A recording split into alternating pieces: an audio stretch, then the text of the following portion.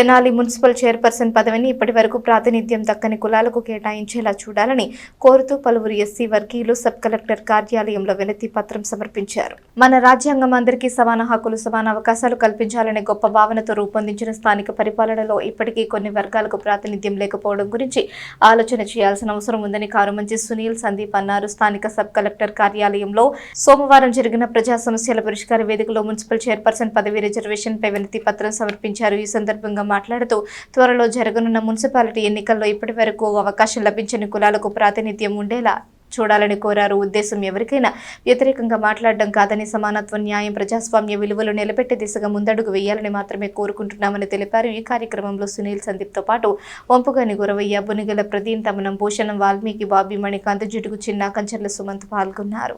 ఈరోజు గ్రీవెన్స్లో భాగంగా Tenali sub collector గారికి వినతిపత్రం అందించడం జరిగింది. దాని ముఖ్య ఉద్దేశం ఏంటంటే, మన మున్సిపాలిటీకి ఏర్పడి దాదాపుగా 117 సంవత్సరాలు అవుతుంది. ఈ 117 సంవత్సరాల నుంచి తెనాలి మున్సిపాలిటీకి కొన్ని వర్గాలు మాత్రమే మున్సిపల్ చైర్పర్సన్గా ప్రాతినిధ్యం వహించడం అనేది కొంచెం విచారకరం, దుర్మార్గం కూడా. మరి ఇప్పుడు రేపు జరగబోయే మున్సిపల్ ఎన్నికల్లో మున్సిపల్ చైర్పర్సన్గా ఎవరైతే ఇంతవరకు పరిపాలించినటువంటి వర్గాలు ఏమైతే ఉన్నాయో ఆ వర్గాలకి ప్రాతినిధ్యం వహించాలని, మరి ఆ కులాలకి ప్రాతినిధ్యం ఇచ్చి, ప్రాముఖ్యతనిచ్చి ఆ కులాలను చైర్పర్సన్గా చేయాలని ఒక ముఖ్యమైన ఉద్దేశంతో మేము వినతిపత్రం ఇవ్వడం జరిగింది. మరి తెనాలి మున్సిపాలిటీ ఏర్పడి 117 సంవత్సరాలు అయినప్పటికీ కూడా మరి 100 సంవత్సరాలు సుదీర్ఘమైనటువంటి ఉన్నటువంటి పాలకులు ఎస్సీలకి, దళితులకి మున్సిపాలిటీ చైర్పర్సన్ అవసరం లేదా అని అడుగుతా ఉన్నాం.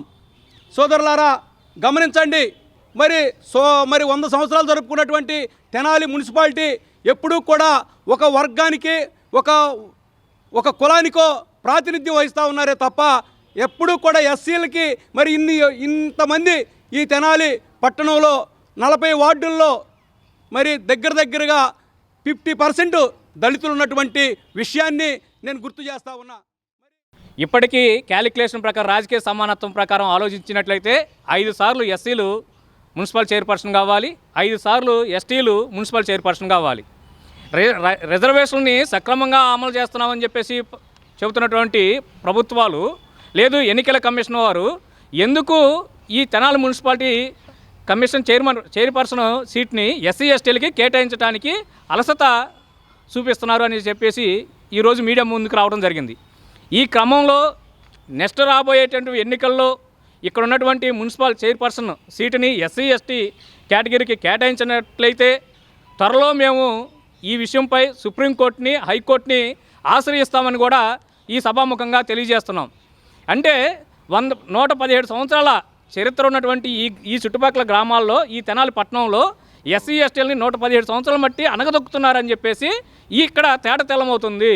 ఇక్కడ ఎస్సీ ఎస్టీల అభివృద్ధికి, రాజకీయ సమానత్వానికి రిజర్వేషన్లు కేటాయించేటువంటి